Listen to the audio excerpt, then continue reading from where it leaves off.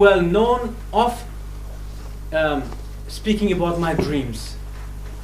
Every day I speak about my dreams. The modern Muslim now, what he will think about me? He will say, oh, he is Sufi, he's misguided, he's backward. Do you know what I mean? Especially if you go to London, Muslims, they are very different, very strange. If you will narrate your dreams on daily basis, straight away they will say, ah, he's that bid'ati, you know. And don't you know that it is sunnah to narrate the dreams? Rasulullah is in Hadith, it mentioned in Riyadh al-Salihin, I think it's from Sahih Muslim, as well as Bukhari. Rasulullah each single morning used to ask his Sahaba about what they did dream about. Do you remember? So, narrating the dreams on daily basis is sunnah, but now, if you will be narrating it on, not daily, but once a week, they will say, ah, it's bid'ati, you know. So, how sunnah, now you can say how sunnah became into bid'ah. Yes? I thought it was only good dreams you're allowed to narrate and not bad dreams. I'm just talking generally about dreams. Okay, of course, bad dreams you should keep it in. Even the good dreams, do not say to the people of evil, because anyhow you will get interpretations, that's how it will happen. And the people of evil, all the time they will try to do bad interpretations. Okay, so but anyway, in general, to speak about dreams after each single Fajr Salat used to be Sunnah of Rasulullah, but now it is Bid'ah. Am I right? Yes, yes, please. So it's similar to what people say about 15 Shaban. Yeah. They say it's weak and mawdu, and then so what can be classed as Sunnah will become fabricated hadith. And people No. There are issues which is maybe there is some disagreement amongst scholars. So I don't understand that. But hadith is not about that. Hadith is about proper sunnah, which used to be sunnah, but then it has been killed. And now it's classified as a bid'ah. Okay? And also, what do you think about speaking about awliya and their karamat now? You are the greatest deviant, am I right? If you speak about the karamat of awliya, straight away they say, all of the karamat are fabricated. But isn't it that Allah has spoken about the karamat of awliya? Khidr alayhi salam, Sayyidah Maryam, Asr bin Barak, all of it is karamat. Rasulullah has spoken about karamat. Jurayj, Jurayj, do you know the one who put the finger on the forehead of the baby from the zina? That baby informed who was his father, you know? Okay. And the karamat of the group of Banu Israel Jews who resurrected the Sam bin Nuh. Okay, so it used to be sunnah of Rasulullah to speak about the karamat of awliya. Now if you speak about karamat of awliya, you are bid'ati and you are Sufi, you know. But it is sunnah. So, sunnah became bid'ah now, and bid'ah became sunnah now. First question, where Allah does live? Where is his back spine? Where is his side? All of that used to be bid'ah.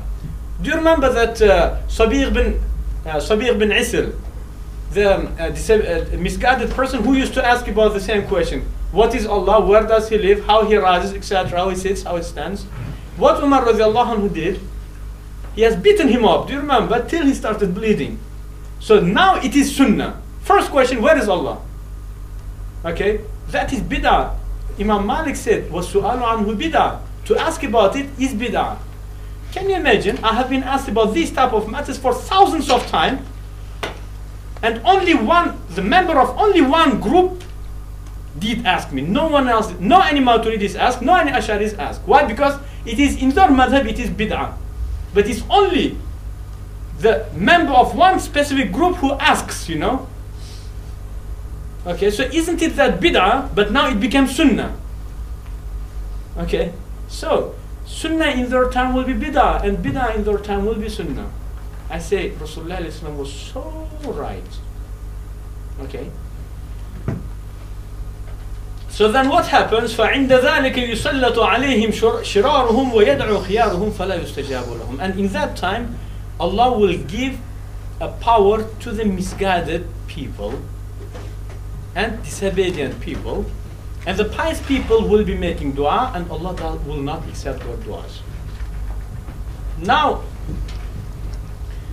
go to the Muslim countries, maybe the governors may not be the obedient people. They may cause some hardships, oppression here, there, you know. Okay, and then pious people will be making dua, Ya Allah, please improve our status, and Allah doesn't give them nothing. Why? Because we did all of these things and it was as a punishment. As a punishment. Okay. So, Hadith is narrated by Tabarani في الأوسط والصغير والخطيب في تاريخه. Anyway, inshallah, it's one of the authentic hadith, inshallah. Yes, please. Bid'ah hasana, such as, the gathering of Tarawih by Sayyidina Umar, is that considered sunnah? No, of course. So, Bid'ah hasana is terminology. Rasulullah in here is speaking in his own language. Rasulullah wasn't mutakallim or faqih, Okay, so fuqaha will be speaking in their own language, not in the language of Rasulullah. So bid'ah in here doesn't mean bid'ah hasana, bid'ah, so it is our terminologies. But Rasulullah is speaking about innovations. Yeah. So the misguided one. I'm sorry, my statements sometimes could be very offensive, but you have to wake up, Don't follow your leaders blindly. Because I gave you proper good 2 examples in which it used to be sunnah, they made it into the bid'ah. Okay, so even for example, Karamatul Awliya, God speaks about it. So why it should be, okay, and they say it's only the karamat which is mentioned in Quran and sunnah is permissible to narrate. I say, isn't it that Allah says, Kuntum khayrum, you are the best nation. And so many karamat happened in the previous nations, say the Maryam, Asbin, and so many. And we, being the best nation, we will not have any authentic karama, except the karamat of the Christians and Jews before Rasulullah. Is it possible? I challenge, only Sheikh Abdul Aziz on himself, his karamat are much more in terms of number than the karamat of all of the previous nations. I challenge, Why? Because kuntum khayra ummah, you are the best nation, You are the best nation. And if just average Muslims, average Jewish believers could resurrect the person who died tens of thousands years ago, so why is not possible for the Muslim wali to resurrect someone who passed away yesterday? Why it should be fabricated? So because now sunnah became bid'ah, and bid'ah became sunnah.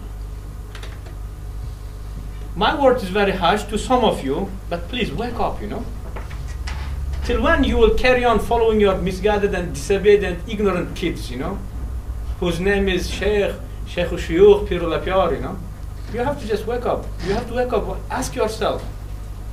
Okay, ask yourself. Because your Sheikh will never interfere between you and God in Yawm al-Qiyamah if Allah will throw you into the hell. So save yourself, Save yourself. Do not follow people blindly. Okay? Let's have just short break, please. Yes, question. So to ask, there's some scholars who state, obviously we're talking about, some of them apply to our times now. Some scholars say that, it could be potentially 700 years until Imam Mahdi Islam here.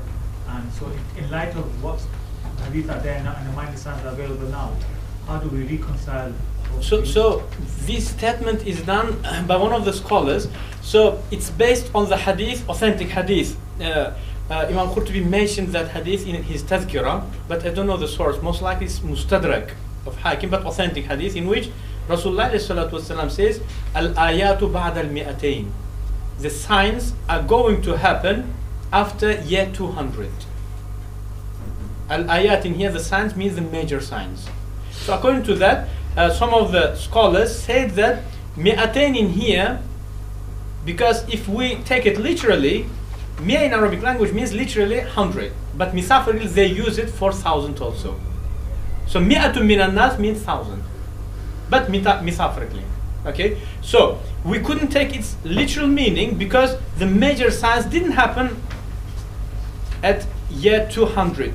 Okay, in the time of Imam Bukhari and all of these hugest scholars, means we have to take its misafaric meaning, which is 2000.